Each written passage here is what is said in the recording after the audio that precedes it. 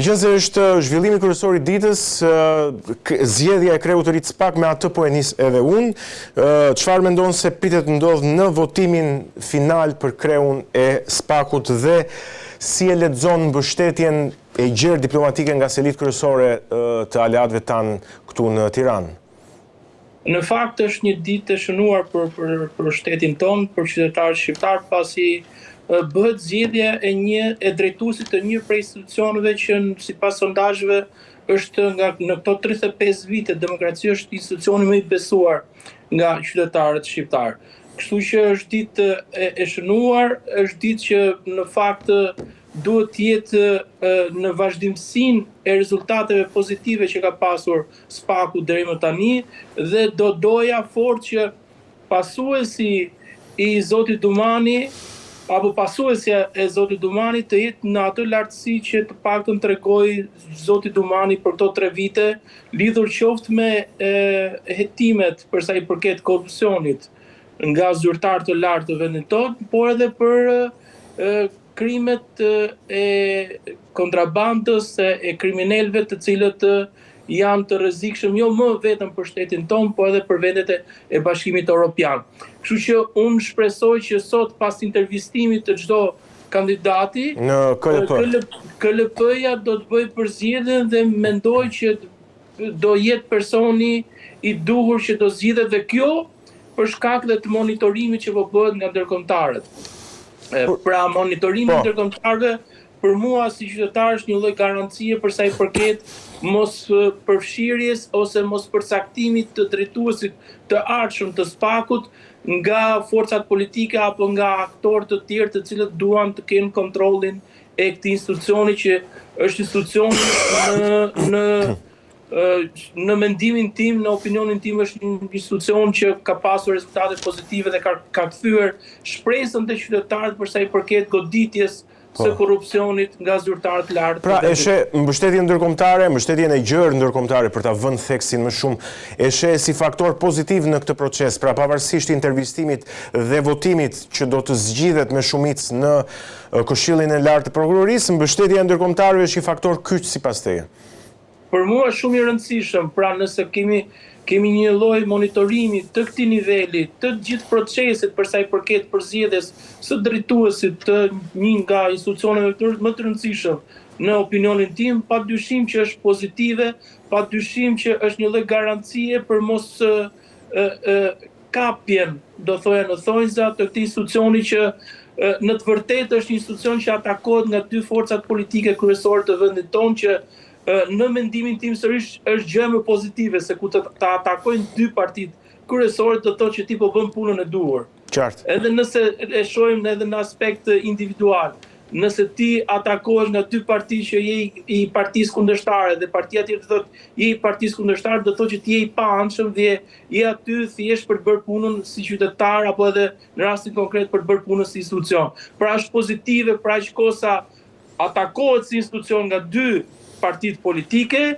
ka një lloj mbështetje të ndërkombëtarëve, ka një lloj monitorimi të procesit, pasi kemi parë dhe në zgjedhjen e Zotit Dumani që kishte fjalë për ndërhyrje të pushtetit ekzekutiv në përzgjedhjen e drejtuesit të atëhershëm të SPAK-ut, kështu që është e gjithë trupa diplomatike me sy e me vesh te ky proces, pasi është procesi vetëm i cili garanton ndoshta dhe ato kushtet kryesore për të bërë pjesë e Bashkimit Evropian. E megjithatë, a e paragjykon, po themi, këtë proces pjesëmarrja e trupës diplomatike në sensin që a mund të kenë ata një të preferuar për arsyet e tyre që ne nuk i dim, që mbase s'ka arsye, por po them, a mund të kenë amerikanët një emër i cili si të thuash, në këndvështrimin e tyre do të ruante vijimsinë e punës Altin Dumanit. Si mendon, mund ta bëjmë një parashikim, 4 janë kandidatura, 3 zotrinj dhe 1 zonjë. Në fakt po ti referohemi sërish sondazheve. Po? Qytetarët shqiptar kanë më shumë besim tek institucionet ndërkombëtare se sa tek institucionet e vërtet është. Ambasada po. Dhe duke u referuar dhe sondazhet dhe opinionit të qytetarëve, padyshim unë shpresoj që nuk kemi të bëjmë me një ndërhyrje për të kapur apo për të pasur nën mbikëqyrje këtë si institucion, por mund të jenë aty thjesht për të kontribuar dhe për të mbështetur dhe për të dhënë forcë. Ne po të shohim sot SPAK-u ka bërë goditje që janë goditje të rënda për sa i përket pushtetit ekzekutiv, po edhe pushtetit të krimit.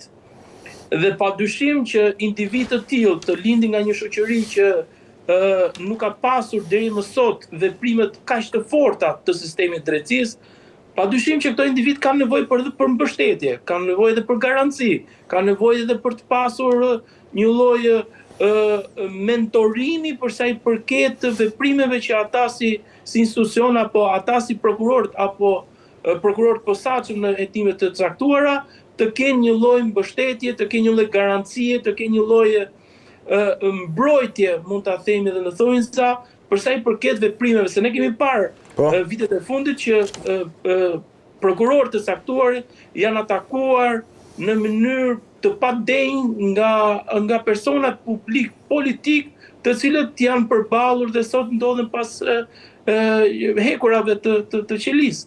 Kështu që në këtë moment ne si shoqëri ne nuk duhet të mendojmë se ata janë njerëz që ndoshta nuk mund të ndikohen nga situata të ndryshme ku bëhet fjalë për atakime, ku bëhet fjalë për fshirje në debat publik e të tjera. Kështu që unë mendoj se mbështetja ndërkombëtarëve dhe të qenurit pjesë e gjithë procesit të monitorimit të këtij procesi, unë mendoj se është vetëm pozitive dhe ka një lloj garancie më shumë për të pasur personin e duhur atje në të krye të atij institucioni që është me të drejtë një nga institucionet që unë si qytetar kam shumë shpresa. Për ta mbyllur me këtë pjesë e fundit fare, kushdo që të jetë në krye të SPAK-ut, a do të vijojë, po themi, me të njëjtin intensitet sa i takon politikës së lartë dhe rangjeve të larta të krimit të organizuar, hetimet dhe procedimet e SPAK-ut? Nëse ka një gjë pozitive nga periudha e drejtimit të zotit Dumani është pikërisht standardi. Pra ne sot kemi një standard, ne sot kemi precedencë.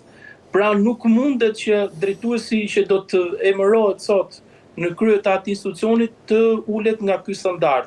Pra standardi vendosur nga zoti Dumani është tashmë aty dhe individi apo personi që do të drejtojë SPAK-un duhet të ndjek standardin dhe ne si qytetar, ne si shoqëri do jemi aty për të kuptuar që standardi i vendosur nga zoti Dumani duhet vazhdojë dhe do krijojë një lloj presioni pozitiv kundrejt drejtuesit të ri të SPAK-ut që të ruajë të njëjtën standard dhe të njëjtën nivel hetimesh për sa i përket zyrtarëve të lartë ku bëhet fjalë për korrupsion apo edhe grupeve kriminale ku bëhet fjalë për krime.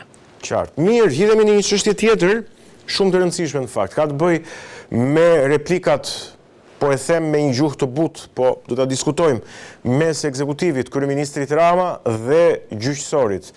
Ishin pikërisht reagime, deklarata e gjyqtarëve që nxiti pastaj edhe dy reagime nga ana e zotit Rama. Deklarata e gjyqtarëve në fakt referua presioneve të zotit Rama kundrejt gjyqtarëve sa i takon çështjes Balluku dhe zoti Rama në përgjigjen e vet i hodhi poshtë këto sipas tij akuzat paqëndësishme të gjyqtarëve, duke thënë që ai ka mbështetur më shumë se kushdo reformën drejtësie dhe gjyqësorin dhe nga ana tjetër pastaj insinuoi edhe sa i takon kërkesës së gjyqtarëve për rritje roge.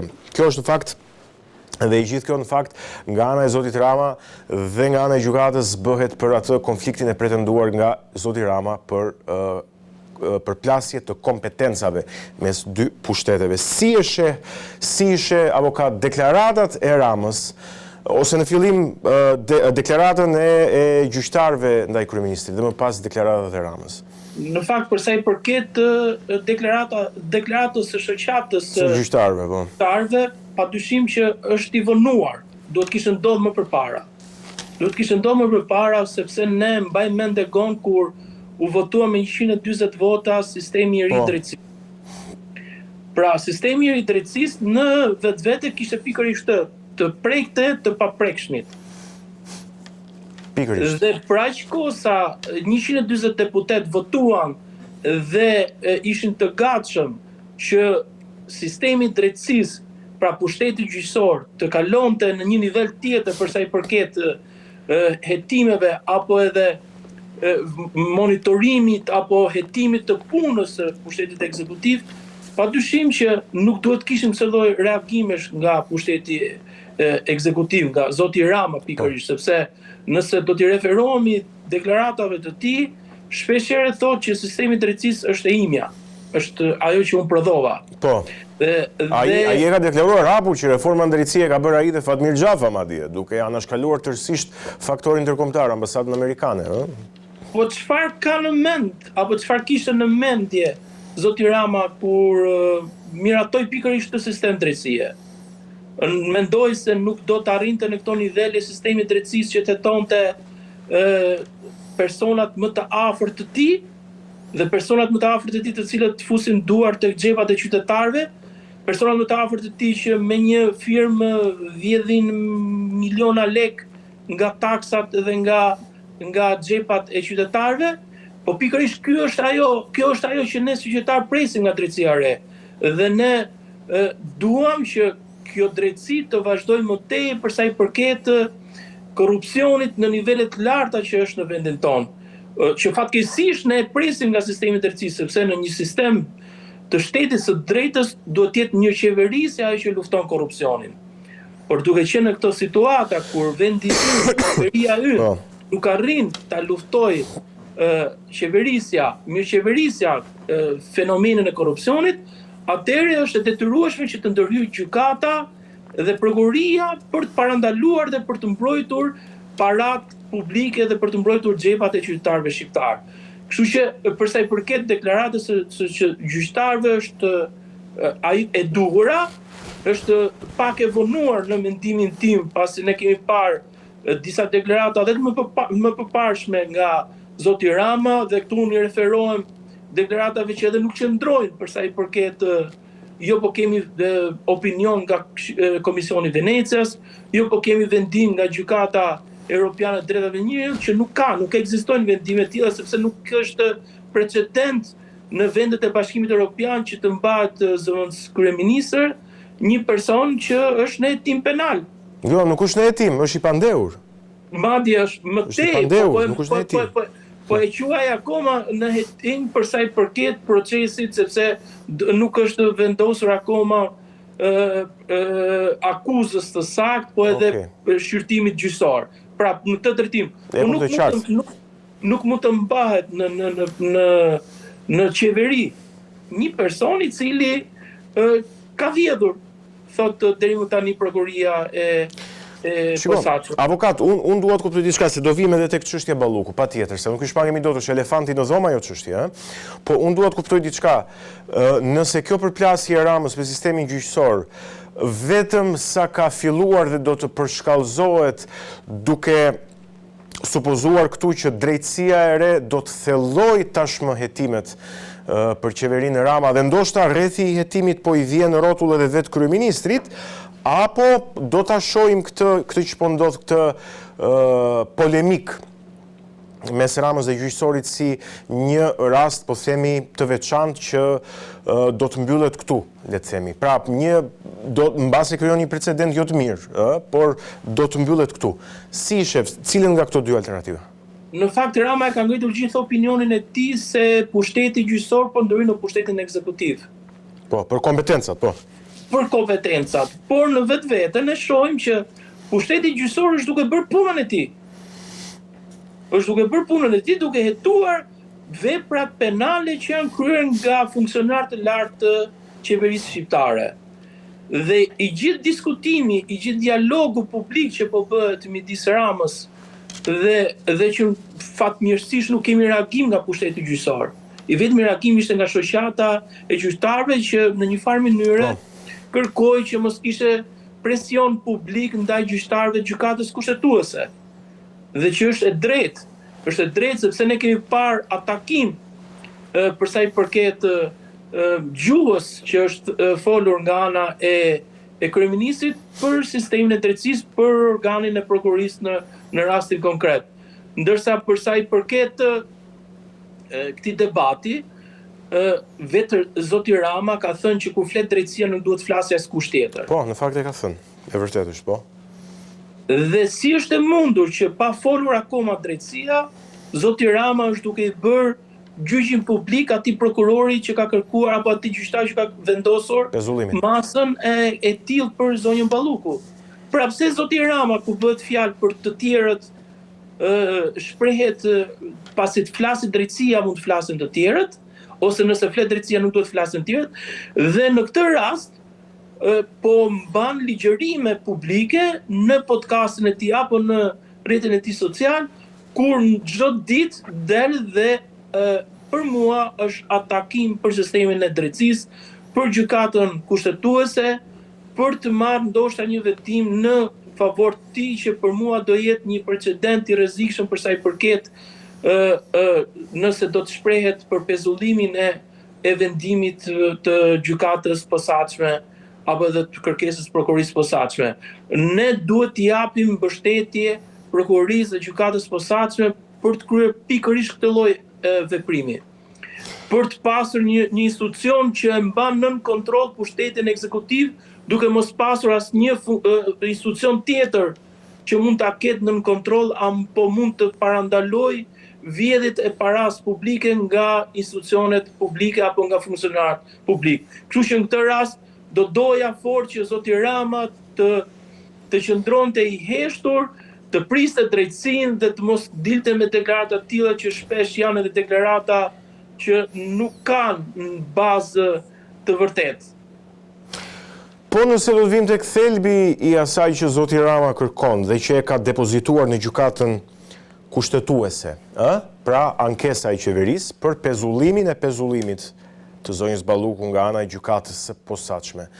Nuk e di nëse ti ke patur mundësi që të lexosh 4 pikat e ankesës së zotit Rama për po themi për plasje kompetencash mes dy pushteteve.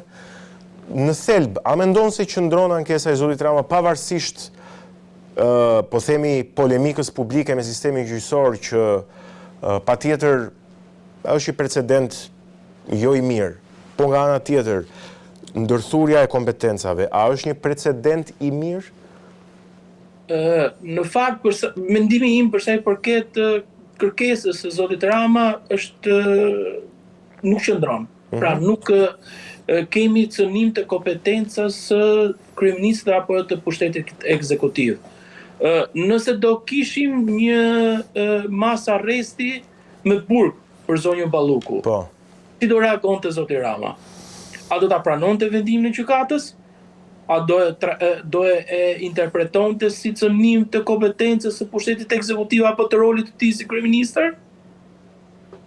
Pra, nëse do ta shikonim në këtë aspekt, unë mendoj se ne nuk kemi cënim të kompetencës. Po, rasti hipotetik i masës së arrestit me burga do të sillte automatikisht edhe pezullimin apo jo?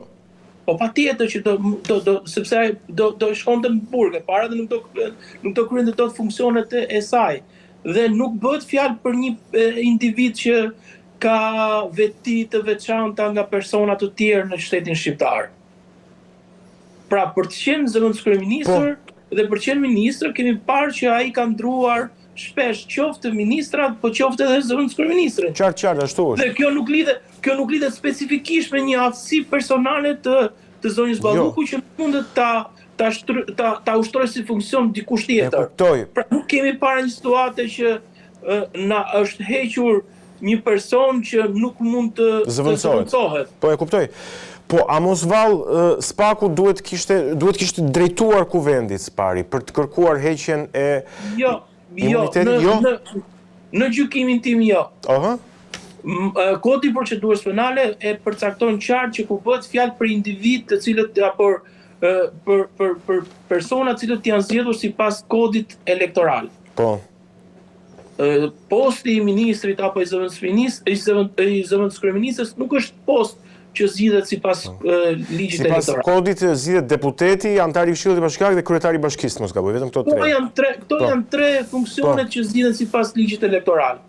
Pra aq kohë sa kodi i procedurës penale përcakton qartë që person i zgjedhur sipas këtij kodi, ministri apo zëvendës kryeministra nuk është personi zgjedhur sipas ligjit elektoral.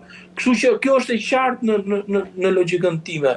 Për sa i përket më pas interpretimit që kërkon zoti Rama, patjetër që mund ta kërkojë një interpretim nga gjykata kushtetuese, por jo të atakojë dhe të kërkojë ndryshimin e masës. Sepse kur masa është vendosur nga gjykata e posaçme, padyshim që është e bazuar në prova dhe ka pasur një hetim të gjithë provave që janë depozituar nga organi akuzës. Kështu që nuk do e pranoja që t'jemi në këtë situatë që zoti Rama na e ka shprehur shumë herë që jemi në shkelje të kompetencave të kryeministrit. Nuk jemi në shkelje të kompetencave të kryeministrit, por nuk kemi as edhe përpara faktit që nuk është subjekt që nuk duhet të merret një masë e tillë. Jemi në subjekt që mund të merret masë e tillë. Okej, avokat, vetëm se ka një problem që gjykata kushtetuese nuk i është futur akoma shqyrtimit të kësaj çështje në themel, Gjykata kushtetuese prej 10 ditësh po shqyrton paraprakisht çështjen, pra po shqyrton nëse duhet ta marrë në shqyrtim apo nuk duhet ta marrë në shqyrtim ankesën e kryeministrit, pa ju futur ende, thash dhe një herë, shqyrtimin në themel të vetë çështjes. Nuk e di, a ke një opinion sepse është vonuar pra nga data 2 dhjetor kur duhet ishte marrë vendimi i kolegjit deri nesër, kur do të jetë mbledhja e gjyqtarëve, data 12 për të vendosur për ta marrë pra këtë çështje përfundimisht, a mos ka pas presion? Ata kanë thënë për shkak të, sipas raportimeve mediatike, për shkak të volumit të çështjes, po nuk e di sa bindse të duket kjo. Sigurisht, nuk është e thjeshtë, nuk është çështje thjeshtë kjo. Egon, më lejo që të them që gjykata kushtetuese është duke respektuar në nem dhe në gërm ligjin për organizimin e funksionimit në gjykatës kushtetuese. Okay. I cili përcakton qartë që çdo kërkesë kushtetuese që i drejtohet kësaj gjykate, gjykohet fillimisht nga kolegji i gjyqësor. Po. Që përbëhet nga 3 gjyqtarë. Që kjo çështje të kalojë në seancë gjyqësore, duhet që të 3 gjyqtarët të jenë dakord një zëri apo të jenë kundër një zëri. Me unanimitet. Pra për ta rrëzuar, po themi nga ana tjetër. Ose për ta rrëzuar, ose për ta pranuar. Në seancën e datës 2 kemi parë që nuk kanë qenë në të njëjtën mendje të 3 gjyqtarët. Po. Dhe si rezultat e përcakton ligji për organizimin dhe funksionimin e gjykatës kushtetuese, në këtë situatë i kalon drejt për gjykim mbledhjes së gjyqtarëve, e cila është përcaktuar të jetë nesër. Po. Dhe mbledhja e gjyqtarëve sërish nuk e gjykon në themel çështjen, por e gjykon sërish në procedurë. Pra, a plotësohen kriteret paraprake për të kaluar në seancë gjyqësore? Po. Por ama ka një mundësi që nesër mbledhja e gjyqtarëve mund të shprehet menjëherë edhe për pranimin apo jo të masës së pezullimit të vendimeve të gjykatës së posaçme. Pra të marrë edhe shqyrtimin në themel brenda ditës. Jo shqyrtimin në themel të çështjes që a kemi apo jo shkelje të kompetencave, po për kërkesën që ka bërë kryeministri për pezullimin e vendimit të gjykatës posaçme. E kuptoj, po, sepse në momentin kur ti bën një ankesë në gjykatën kushtetuese, mund kërkosh masë të ndërmjetme, pra këto janë te masat sigurimi padism që e marrim në shkallë të tjera. Siç ishte rasti i zotit Veliaj, kur u kërkuaj që të pezulloj pra dekreti i presidentit për zgjedhjet. Qartë. Dhe nesër ndoshta mbledhja e gjyqtarëve mund të shprehet për këtë si kërkesë të vetme. Mund ta pranoj pezullimin e vendimit të gjykatës posaçme, ose mund të mos e pranoj vendimin e kërkesën e kryeministit për pezullimin e vendimit të gjykatës posaçme. Dhe kjo merret sërish me shumicë vote. Qartë. Për sa i përket më pas një gjë tjetër që është e rëndësishme, po ta lidh me deklaratat e kryeministrit, sepse është shprehur që kemi vendim gjykatës Europiane Drejtave të Njerëzit, apo edhe kemi deklarata opinione të Komisionit Venecias. Ligji e përcakton qartë dhe rregulloria e gjykatës kushtetuese që ata vetë si gjykatë mund të drejtohen qoftë gjykatës Europiane Drejtave të Njerëzit, po edhe qoftë Komisionit të Venecias për opinion këshillimor për rastin konkret. Që unë do doja fort të ndodhte duke qenë në rast precedent për sistemin gjyqësor, dhe për ta bazuar vendimin e tyre edhe mbi këto opinione këshillimore nga këto dy institucione të rëndësishme ndërkombëtare, kështu që ligji u lejon, u jep mundësinë që çdo antar i gjykatës kushtetuese të kërkoj opinion këshillimor qoftë nga Gjykata Evropiane e Drejtave të Njerëzit, po qoftë edhe nga Komisioni i Venecias, për të kuptuar që deklaratat e kryeministrit a kanë qenë të vërteta apo jo. Qartë. Mirë. Ikim edhe nga kjo çështje dhe shkojmë te çështja e fundit, jo pak e rëndësishme, ka të bëjë me avokatin e popullit me të drejtat e njeriut. Apo jo, avokat? Çështja e avokatit të popullit ka të bëjë me mbrojtjen e të drejtave të njeriut, me mbrojtjen e qytetarëve në Republikën e Shqipërisë. Por ka patur një paqartësi shumë të madhe në procesin e zgjedhjes së avokatit të popullit. Sot është parashikuar seanca në Kuvend për zgjedhjen e avokatit të popullit. Opozita është tërhequr nga votat për avokatin e popullit. Kreu i opozitës ka thënë që ka qenë një lojë e mazhorancës për zgjedhjen e Endri Shabanit. Tani unë nuk e di si e ke parë këtë çështje ti, dhe dua realisht të ma shpjegosh sepse unë nuk e kuptoj. Dhe besoj që bashkë me mua nuk e kuptojnë edhe shumë qytetarë të tjerë. Thjesht vetëm për batut. Si mund të jetë lojë kur vetë deputetët e opozitës kanë dhënë 35 firma për zotin Endri Shabani? Po, pikërisht. Pikpyetja e parë, po. A është lojë firma e deputetit? Pra për t'ia kthyer përgjigjen deputetëve të Partisë Demokratike. Ndërsa për sa i përket avokatit popullit, ndaj quhet avokati i popullit se duhet të jetë i popullit, jo i partive. Po. Dhe fatkeqësisht ne e kemi edhe të konfirmuar me deklaratat zyrtare të zotit Balla apo edhe të zotit Bylykbashi apo të tjerëve Bardhi, që avokati i popullit është marrëveshje e partive politike, që duhet të jetë e tillë të vetë. Pra, avokati i popullit duhet të jetë përtej partive politike. Avokati i popullit duhet të jetë i popullit që të marrin në mbrojtje kur bëhet fjalë për shkelje të drejtave të qytetarëve të këtij vendi.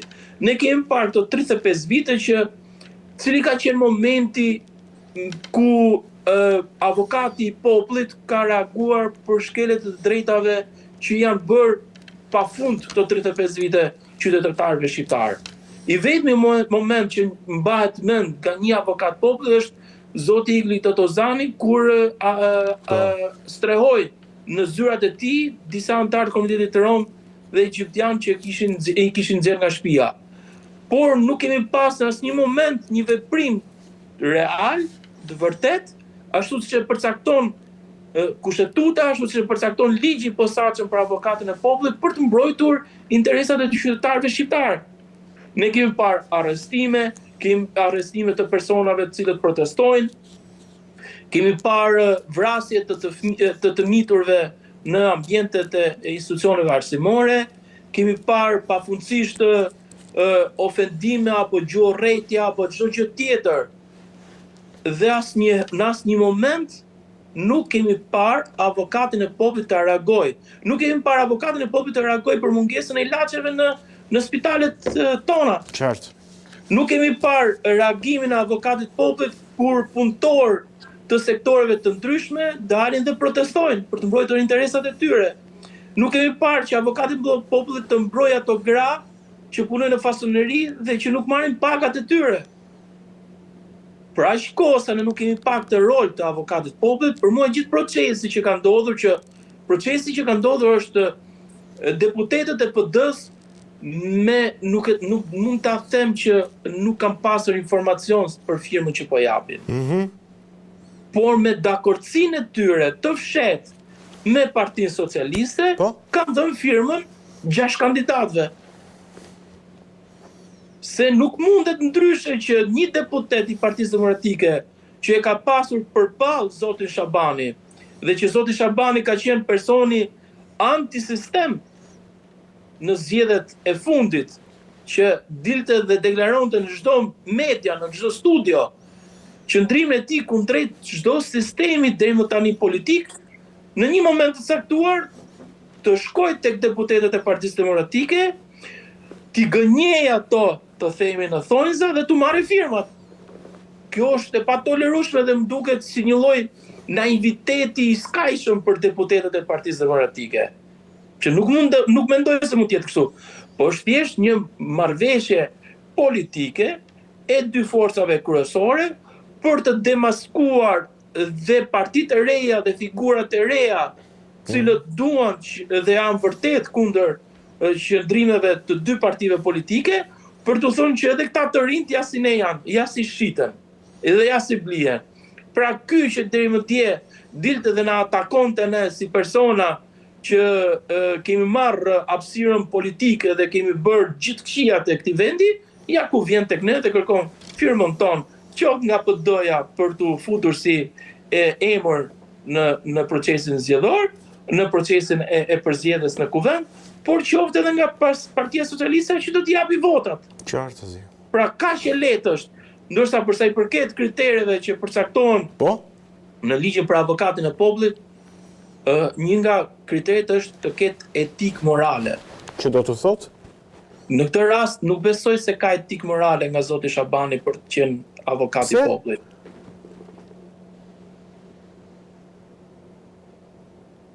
Nuk e di, më dëgjon? Po, jo, tani po të dëgjoj. Po pse? Nuk besoj se ka etik morale. Po pse? Zoti Shabani, por a ishte personi që sulmonte politikën e vjetër? Ishte, po.